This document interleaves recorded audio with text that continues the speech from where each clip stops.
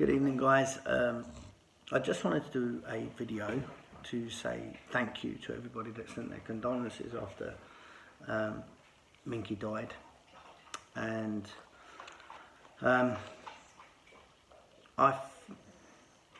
took comfort from a lot of those posts, some more so than others, and I feel that certainly in the last few years I've become more critical in my thinking, and as such, and I don't want to sound ungrateful here or nasty or take anything away from anybody that has sent kindness, the Rainbow Bridge type condolences don't really do much for me. Although there was one nice story you said, and somebody said that Minky will get up there and all the other dogs will be like, "Oh, you're a brown dog." That was really cute, and it made me smile. But you know, I personally don't believe that stuff, and each to their own, because if it brings you more comfort, then more power to you. But for me, it doesn't bring me comfort. So I was a little bit surprised at what did bring me comfort, because on the last day, me and Minky went out and we did all her favourite things, and she saw Zeus, who's down there sleeping. We went out and she had loads of new food she'd never had before. Took her for a couple of different walks and just sat with her on the beach and let loads of strangers come up to her and say hello, because that was almost her favourite thing. And then when it came to time, I cuddled her and told her how much I loved her, and just told her what a good girl she was, because she never put her foot wrong. Now, I wanted to be there for the entire process, and I realised that as the vet was injecting her, giving her that final injection, I didn't know how it worked. Now, they did explain to me that they give a sedative first to make her drowsy and relaxed, but she could still hear me, and she could still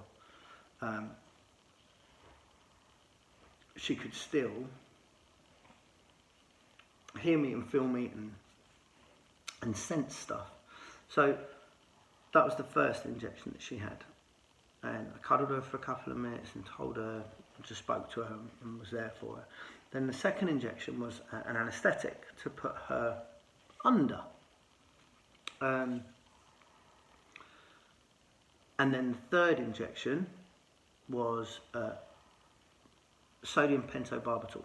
Now the make was called Dolethal, and I realised as they were injecting that I didn't know how it worked. So I went home and did a bit of research, and it allowed me to understand what it was and how it worked really made me feel better about the process, because that's one of those things that affects people differently, and I believe that's probably down to the experiences that you have. And personally, the experiences that I've had have been quite traumatic. Everything from the death of my mum to the death of the dogs that I've lost, like none more worse than little Pablo, who was run over by a car in the middle of fucking mountains, not near a road, like. And I had to give him mouth to mouth on the way to the vets, and I found that incredibly traumatic. So Minky's death was almost peaceful in comparison. It was definitely a lot easier. But I found that this brought me comfort. So I thought that I would do this video just in case it brought somebody else comfort as well. So while I was researching it, I came across a euthanasia technician's manual, and it tells you all about how the drug works and what actually happens to the dog. So I'm going to explain that, if that's you don't want to listen to that, then you better stop listening now. So the drug itself was called Dolethal, that was the brand name, but the actual drug is called sodium pentobarbital. Now, I'm going to read you a little excerpt from it. Sodium pentobarbital is an effective euthanasia agent because of its effect on brain function. When introduced into the bloodstream, sodium pentobarbital moves rapidly to the heart and then into the brain, where it quickly and painlessly depresses all vital life functions. A lethal intravenous dose of sodium pentobarbital causes a mammal to lose consciousness within seconds and results in clinical death within just minutes. So I wanted to know how actually, what happened, and it turns out that they moved through various stages, but all quite quickly. So the first stage is known as voluntary excitement. As the sodium pentobarbital is injected, the drug makes its way from the injection site to the heart and is then pumped to the outermost layer of the brain called the cerebral cortex. As the animal begins to lose consciousness and coordination, he or she may become increasingly sensitive to noise, touch and other stimuli. Gentle, safe restraint and a quiet environment are essential to minimise excitement during this phase. As the drug passes through the cerebral cortex, the animal quickly begins to lose the ability to feel pain, although they will still be able to feel deep pain. And they'll lose voluntary motor skills. Now, at this stage, they lose, the drug shuts down the animal's normal inhibitory centres. So you've got to be wary that they might bite if they were unlikely, even if they were unlikely to bite beforehand, they may well do during this process. Again, I don't think that's the case for Minky because she was given a couple of different drugs beforehand to really make sure that she was not going to suffer.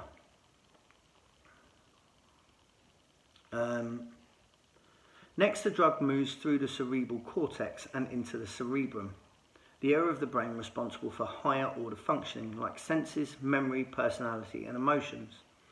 The imbalance resulting from the presence of the drug in this region frequently causes uncontrolled motor activity like paddling of the legs and vocalizations. Although this may be disconcerting to see, the animal is completely unconscious and not suffering. Once the drug has made its way through the cerebrum, it enters the cerebellum, the area of the brain that governs balance and gross motor activity. At this point, the animal can feel no pain at all and does not respond to visual or auditory stimuli.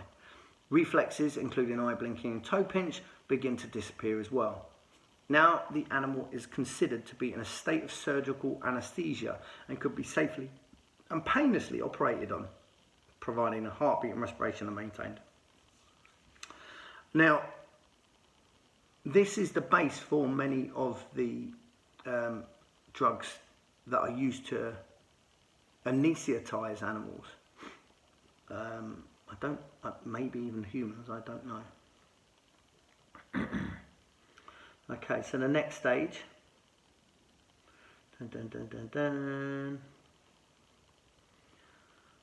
If sodium pentobarbital has been injected into a vein, the animal generally reaches this stage as soon as 4 or 5 seconds after injection. Now, when performing surgery on an animal in stage 3 anaesthesia, specialists ensure that the drugs administered do not compromise the core functions of the deepest part of the brain in the brainstem, the medulla oblongata. The brainstem is responsible for the body's most basic needs for survival: breathing, heartbeat, blood pressure. With euthanasia, however, the goal is to have the drug reach the animal's brainstem and depress the core functions as quickly as possible. Sodium pentobarbital achieves this goal, stopping the animal from breathing in oxygen and circulating blood, usually within just 40 seconds after injection, or directly after injection into a vein. When these core functions cease, the animal dies.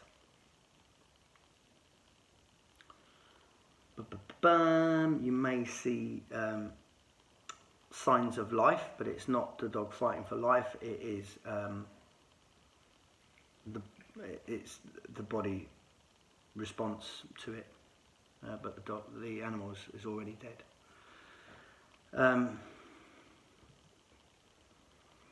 It's not enough to inject an animal with a lethal dose of sodium pentobarbital and assume that he or she has been euthanized. Euthanasia is not complete until death has been verified.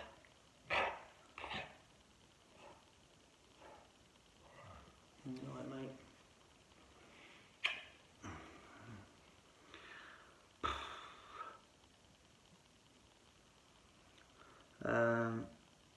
If sodium pentobarbital has been injected directly into a vein, the animal typically passes through all 4 stages of anaesthesia in a matter of seconds. If the drug has instead been injected into the abdominal cavity, the process will take longer, simply because the drug must first be absorbed into the bloodstream in order to then be carried from the heart to the brain. Apparently this is what they use in assisted suicide for humans as well, this drug. It then goes on to how to administer it and much more detailed stuff that we don't need to know. Now, for me, understanding that stuff made a difference to make sure that I knew that she wasn't in any pain at any point. And again, I'm only really doing it in the hope that it will help somebody else who may be suffering. Listen, I honestly, genuinely do appreciate all your comments, and to everybody that has said thank you and sorry for your loss, or Rainbow Bridge stories, or whatever it might be, I do appreciate them. I don't know, just thought I'd throw this out there in the hopes it all helps on. Anyway, in the next couple of days, I've been trying to keep myself really busy. I can't say thank you enough to my fiance Jo, who flew back from the UK bang in the middle of a load of seminars that she's giving, so that she could be here to support me. But she's back in the UK now, so good luck with your stuff, Jo. Thank you. I love you.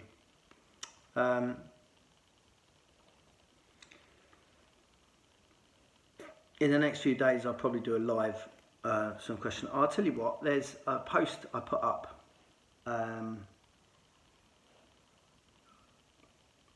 about a week ago, if that, with posted an unpopular opinion. And that unpopular opinion, you weren't allowed to argue with it, you just had to say agree or disagree. It's a little bit lower down if you're on Facebook. What I'm going to do is I'm going to work my way through those comments, because there's some really interesting topics, and I'm going to give you my point of view. If that's of any interest to you, keep your eyes open, and I will release it in the next few days. Maybe I'll just do it live, I think, probably. Anyway, to anybody else that's going through what I'm going through at the moment, then I'm sorry for your loss as well, because it fucking sucks. Much love, gang. Go and kiss your dogs. Tell them you love them.